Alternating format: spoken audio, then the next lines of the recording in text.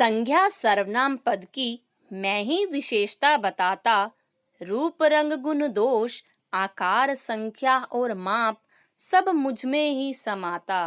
संकेत की ओर भी इशारा कर मैं खूब इतराया, संज्ञा सर्वनाम को बना विशेष्य, मैं विशेषण पद कहलाया। आज का हमारा विषय है विशेषण। विशेषण, उसके भेद, विशेषण की अवस्था व विशेषणों की रचना को पूर्ण रूप से समझने के लिए वीडियो को अंत तक अवश्य देखें।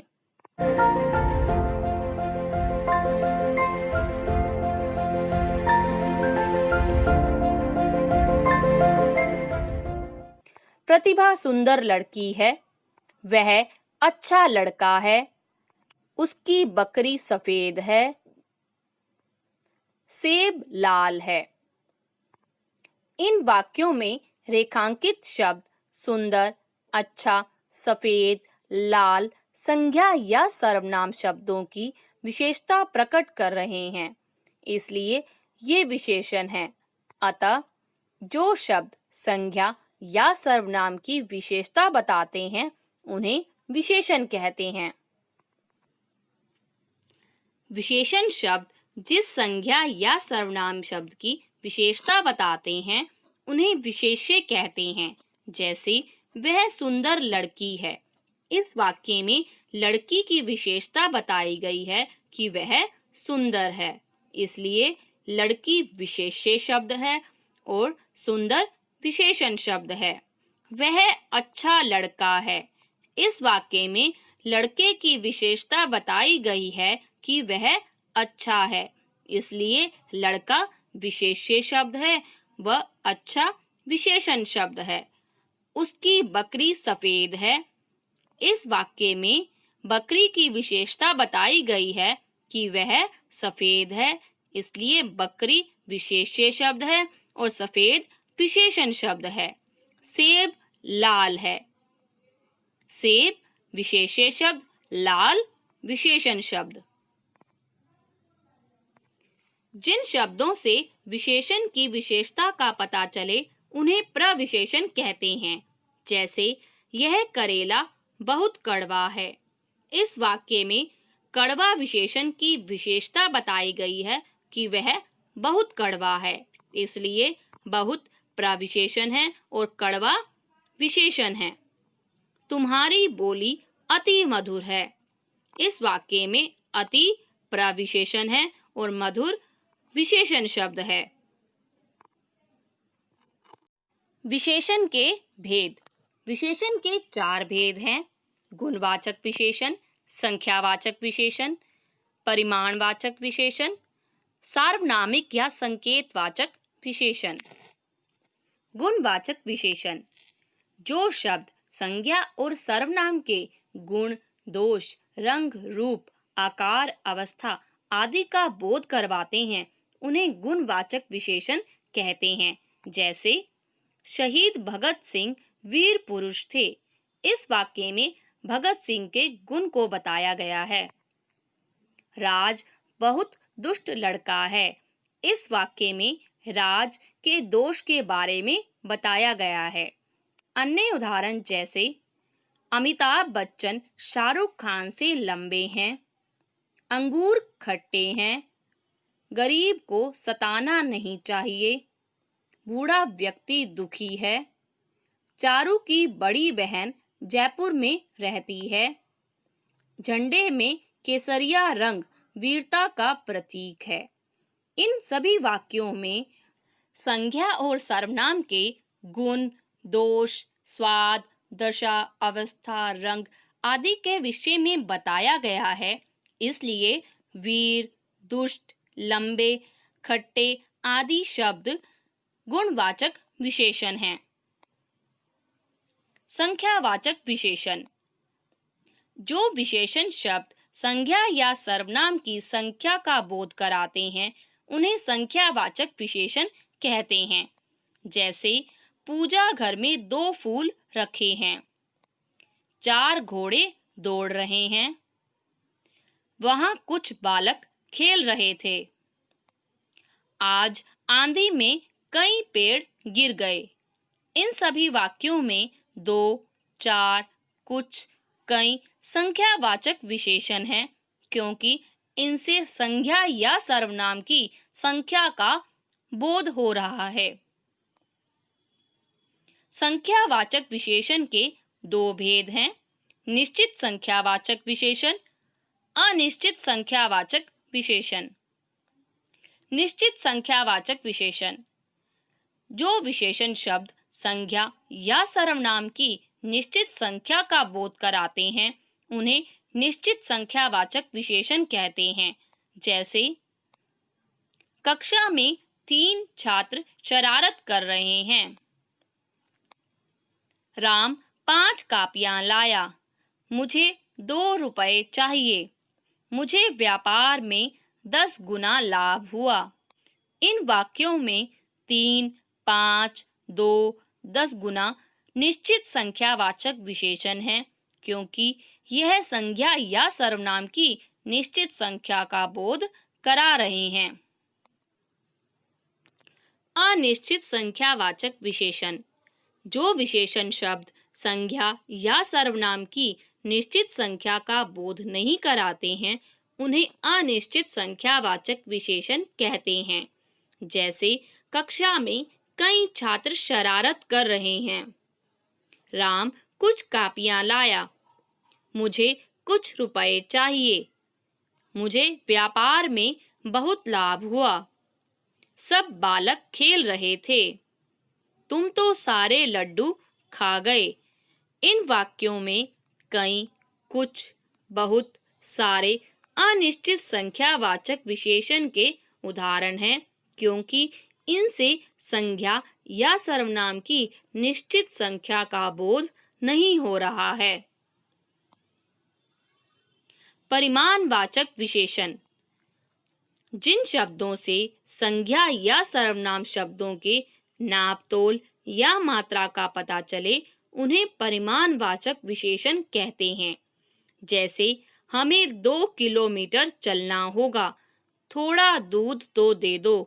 गिलास में पानी काफी है। उसने 2 लीटर दूध पी लिया। थैले में कुछ चावल हैं। इन वाक्यों में 2 किलोमीटर, काफी, थोड़ा, 2 लीटर और कुछ परिमाणवाचक विशेषण हैं, क्योंकि संज्ञा और सर्वनाम शब्दों के नापतोल या मात्रा का पता चल रहा है। परिमाणवाचक विशेषण के 2 भेद हैं, निश्चित परिमाणवाचक विशेषण, अनिश्चित परिमाणवाचक विशेषण। निश्चित परिमाणवाचक विशेषण: जो शब्द किसी वस्तु की निश्चित मात्रा या नापतोल का बोध कराते हैं, उन्हें निश्चित परिमाणवाचक विशेषण कहते हैं। जैसे बाजार से 4 किलो प्याज ले आओ। रमा ने 20 मीटर कपड़ा खरीदा। गिलास में 200 ग्राम दूध है। मुझे 7 किलोमीटर चलना पड़ा। इन वाक्यों में 4 किलो, 20 मीटर, 200 ग्राम, 7 किलोमीटर निश्चित परिमाणवाचक विशेषण हैं, क्योंकि यह वस्तु की निश्चित मात्रा या नापतोल का बोध कराते हैं। अनिश्चित परिमाणवाचक विशेषण: जो शब्द किसी वस्तु की निश्चित मात्रा या नापतोल का बोध नहीं कराते हैं, उन्हें अनिश्चित परिमाणवाचक विशेषण कहते हैं। जैसे बाजार से कुछ प्याज ले आओ। रमा ने थोड़ा कपड़ा खरीदा। गिलास में कुछ दूध है। उसके पास बहुत पानी है। इन वाक्यों में कुछ, थोड़ा, बहुत अनिश्चित परिमाणवाचक विशेषण हैं, क्योंकि इसमें वस्तु की निश्चित मात्रा या नापतोल का बोध नहीं हो रहा है। सार्वनामिक या संकेतवाचक विशेषण: जो सर्वनाम शब्द संज्ञा शब्दों से पहले लगकर उनकी ओर संकेत करते हैं, ऐसे सर्वनाम शब्दों को सार्वनामिक विशेषण कहते हैं। जैसे यह घर उसका है। इस वाक्य में यह शब्द घर की ओर संकेत कर रहा है। घर संज्ञा शब्द है, अतः यह सार्वनामिक विशेषण है। अन्य उदाहरण जैसे उस किताब को मेज पर रख दो, यह पेन मेरा है। अनिश्चित संख्यावाचक विशेषण तथा अनिश्चित परिमाणवाचक विशेषण में अंतर।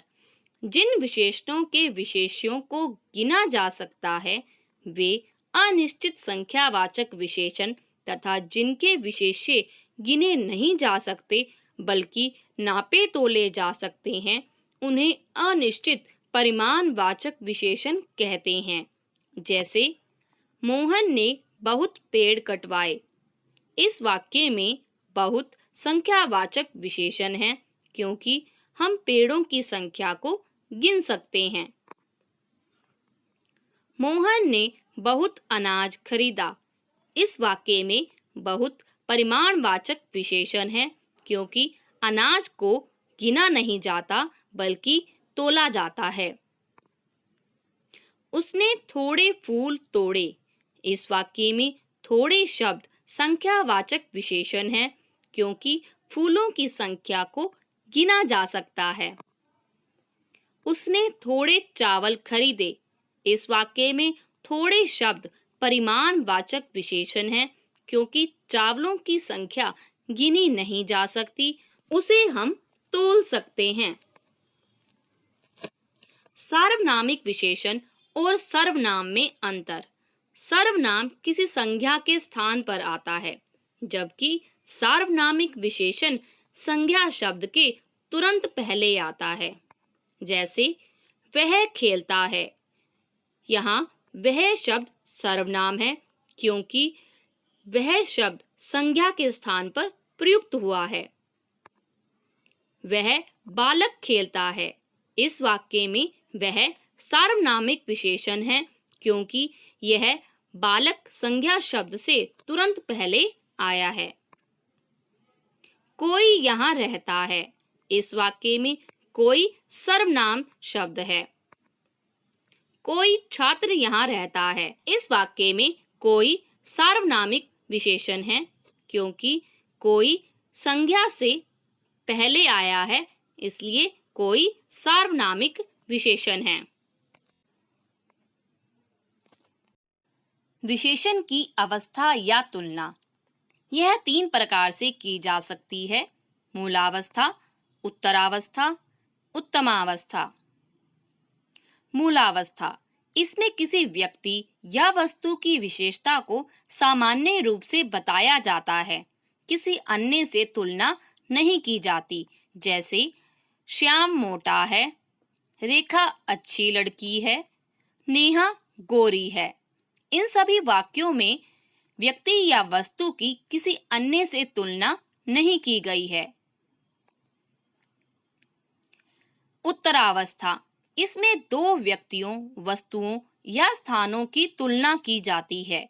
जैसे चंडीगढ़ दिल्ली से अच्छा शहर है, राघव श्याम से मोटा है, मोहन सोहन से लंबा है, मेरे जूते तुम्हारे जूतों से अच्छे हैं। इन सभी वाक्यों में 2 व्यक्तियों, वस्तुओं या स्थानों की तुलना की गई है।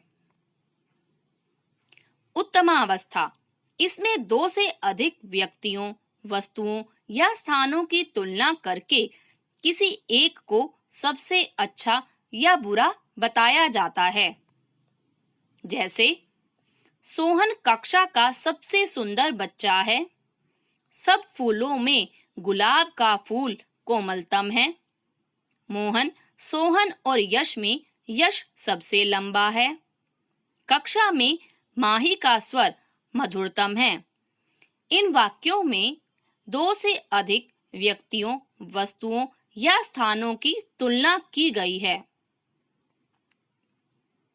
हिंदी में विशेषण की उत्तरावस्था को प्रकट करने के लिए आमतौर पर उत्तर तथा उत्तमावस्था को प्रकट करने के लिए तम का प्रयोग किया जाता है। जैसे प्रिय, प्रियतर, प्रियतम, मधुर, मधुरतर, मधुरतम, अधिक, अधिकतर, अधिकतम आदि। कुछ विशेषण शब्दों की उत्तरावस्था अधिक शब्द जोड़ने से तथा उत्तमावस्था सबसे शब्द जोड़ने से बनती है। जैसे अच्छा, अधिक अच्छा, सबसे अच्छा, बुद्धिमान, अधिक बुद्धिमान, सबसे बुद्धिमान, चालाक, अधिक चालाक, सबसे चालाक। विशेषणों की रचना। कुछ विशेषण मूल रूप से होते हैं, जैसे कम, ज्यादा, कुछ, काफी, बहुत, अच्छा, बुरा आदि। अन्य विशेषणों की रचना संज्ञा, सर्वनाम, क्रिया, अव्यय, उपसर्ग और प्रत्यय द्वारा होती है। संज्ञा से विशेषणों की रचना, जैसे भारत, भारतीय, प्यास, प्यासा, शहर, शहरी आदि। सर्वनाम से विशेषणों की रचना, जैसे मैं, मेरा या मुझसा, कौन, कैसा, जो, जैसा आदि। क्रिया से विशेषणों की रचना, जैसे तैरना, तैराक, दिखना, दिखाऊ, पढ़ना, पढ़ाकू, टिकना, टिकाऊ आदि। अव्यय से विशेषणों की रचना, जैसे आगे, अगला, पीछे, पिछला, नीचे, निचला आदि। उपसर्ग से विशेषणों की रचना, जैसे ला प्लस इलाज, ला इलाज, अव प्लस गुण, अवगुण, ना प्लस लायक, नालायक। प्रत्यय से विशेषणों की रचना, जैसे रंग प्लस दार, रंगदार, धर्म प्लस इक, धार्मिक, बुद्धि प्लस मान, बुद्धिमान।